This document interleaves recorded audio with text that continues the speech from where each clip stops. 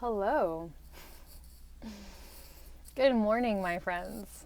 I am first day in my new co-working space, which I'm really excited about.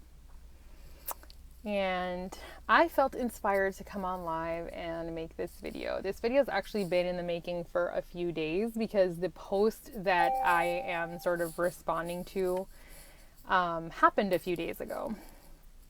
And I didn't get an opportunity to actually come on live and discuss it. So here I am doing exactly that. Also, for whatever reason, seeing comments on my phone is actually really terrible when I'm on live. So I have my laptop with me so that you're commenting as I'm live and I can actually see the comments, hopefully, on the laptop. So I saw a post from someone who is actually very lovely, and I love her. I think she's wonderful. She's very successful, and she's obviously good at what she does. This is absolutely zero commentary on her. But it was a post she shared about how unless we dissolve our ego, that we can't actually see success, or we can't actually experience fulfillment. And she's not the only person to say that. There are so many people within the spiritual healing community who talk about dissolving the ego specifically. They're like, we have to get rid of the ego. That's like a big thing in that community. And I disagree with that fundamentally. And I think the ego is like such an important aspect of our existence on this planet, especially now that I have the perspective of human design and I understand the role of the ego. And I think the reason that we talk like that about the ego is because we don't understand its role. We don't actually know what it's supposed to do. And most of the time when we're rejecting the ego, we're rejecting what I call the shadow frequency, or what is known as the lower frequency of the ego expression. Because that's what we see of it, a lot. We see a lot of overly egotistical human beings in the world making decisions that are out of balance. So we have just collectively decided that the ego is a bad thing, that we need to get rid of it. But there's another frequency to the ego that's not that. And I want to talk about that today, because the ego center in the human design, it's one of the 9 centers.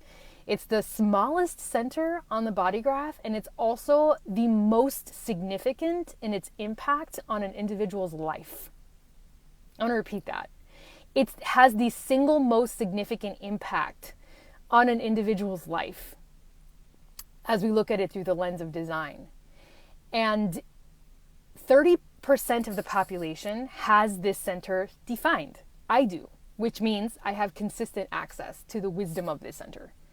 70% of the population does not, which means they do not have consistent access to this wisdom. Their wisdom sort of comes and goes. I should say consistent access to energy, not necessarily wisdom, because you can be undefined and very wise about the center's dynamics as well. And so let me tell you a little bit about this center and why it's so important. The ego center in human design governs our sense of worth. Our sense of worth, our ability to make proper commitments for ourselves and to others. It governs our ability to regulate material resources. It is the center of money in human design. It literally is directly related to a person's ability to earn and sustain money, material resources, in a successful way. And what I find most interesting is that in the spiritual community, there's this big push, and has been for a long time, about earning money doing like anything that you love, like charging people for your art or for your healing work or for whatever, right? There's this big resistance to that. And in that same community, there's a massive rejection of the ego. And I don't think that's a coincidence. I don't think that's a coincidence that so many people in the spiritual community struggle with money. For one, they struggle to have it, and they struggle to charge for their services, and then they judge others who do that and who have it. It's related. It's related because the ego center in design is directly tied to how you have and manage resources. So whenever you see a spiritual healer who's talking about disintegrating their ego and is making a fucking killing in their life, like successfully making money, they have just a healthily integrated ego and they don't even actually know what they're saying. Which is very interesting. So let me talk to you a little bit about this ego dynamic thing. If you go to your human design chart, and if you don't have your human design chart, you can go to my website and get one for free, shaktirios.com. There's a chart generator right on the first page of my website. And there's a tiny little triangle that's in between the diamond shape and in between a triangle to the right that's kind of pointing left. It's really small. It's the smallest center on the body graph. If it has no color, you have what's called an undefined ego. And the chances are that you struggle with things like commitments. You struggle with self-worth. You struggle with boundaries in your relationships. You struggle with money management.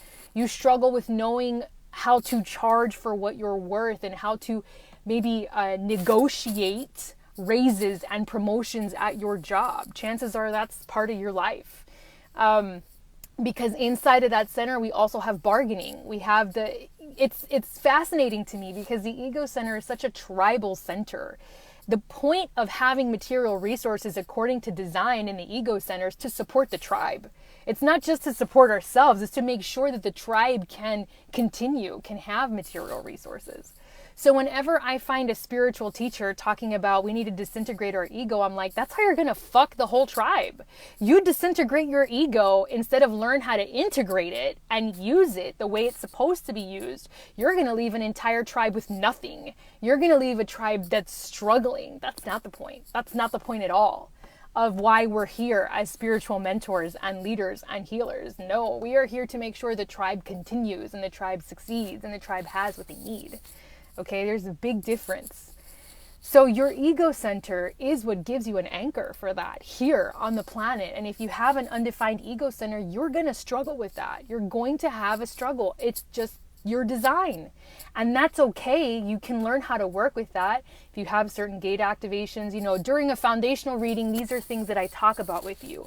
And I always talk about the ego center in every foundational reading because it is the center that has the greatest impact on your entire experience of reality. It can absolutely shift the way that you function on this planet when you understand how it works in your chart in particular. But I do not believe that the ego needs to be disintegrated or it needs to be shut down or it needs to be tucked away. I believe that the ego center is an integral part of the survival of humanity.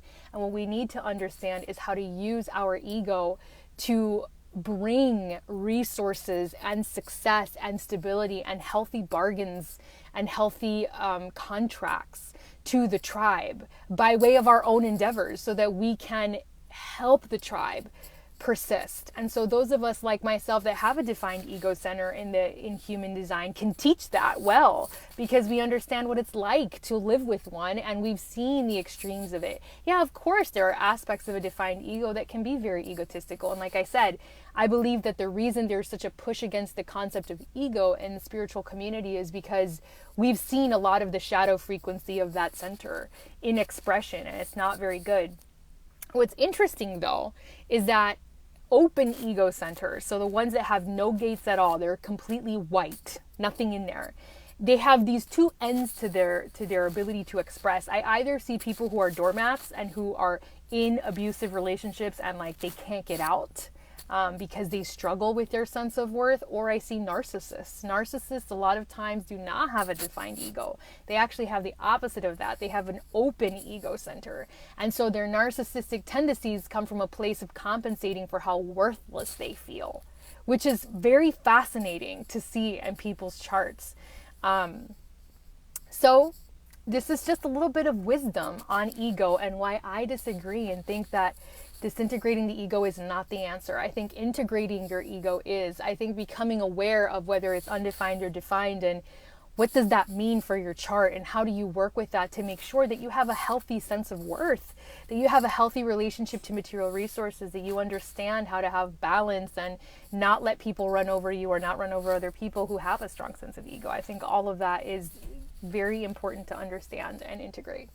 So hopefully this was insightful to some of you. If you have any questions, of course, please feel free to comment below and ask them. I am an open book. Those of you know that. I am hoping to be able to do more of these lives now that I'm in a space that is curated for that kind of stuff. And I hope that this like kind of expanded your mind and helped you see things through like a completely different lens. All right.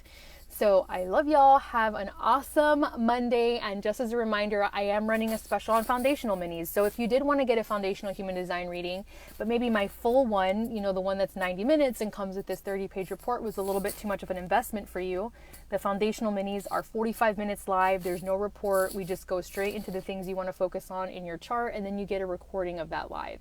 And it's $179. So let me know if that is for you. DM me with the word mini, M-I-N-I, and I will just send you the link directly and you can save your spot. This is a fall special I'm running until mid-November. Okay, so go ahead and take advantage of that. I love you guys. Have an awesome Monday.